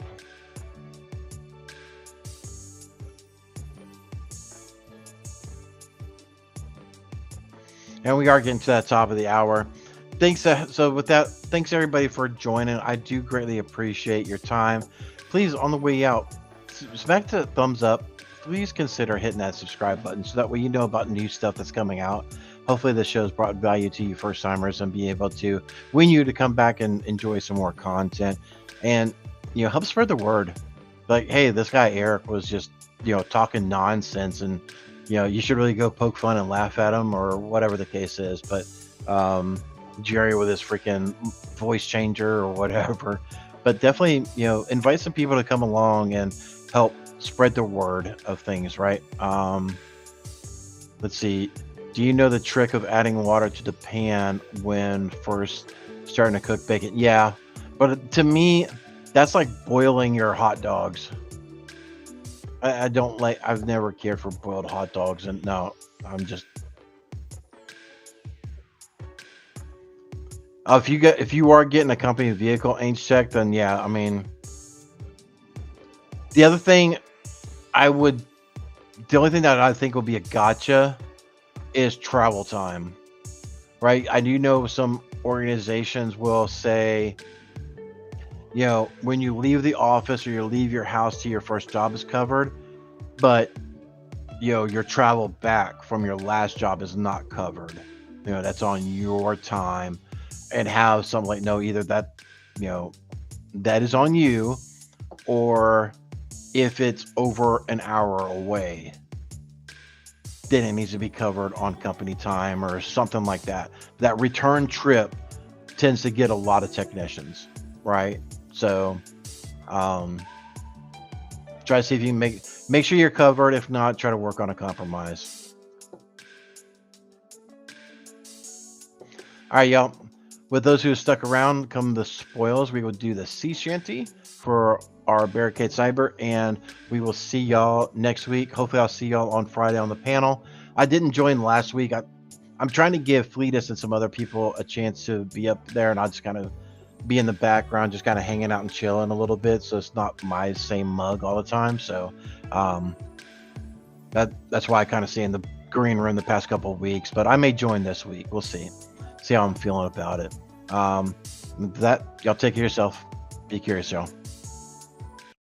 There once was a kid whose passwords laid across all sites. They were the same, a criminal, then found their fame by taking that data to go.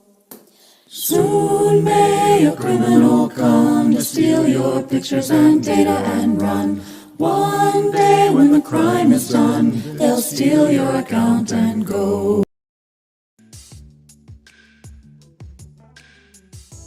Hey everybody, I hope you enjoyed that content. Keep the cybersecurity train going by connecting with the other Simply Cyber community resources. We have the Discord server that's lively and always keeps the conversation going. You can connect with me directly on LinkedIn. And also every single weekday morning on the Simply Cyber channel, we're doing live daily cyber threat briefings, 8 a.m. Eastern time, as well as Thursday at 4:30 p.m. We're doing live stream interviews with industry experts, and we produce videos that we push out every Wednesday morning. I'm Jerry from Simply Cyber. I hope you enjoyed the content, and we'll see you in the next one.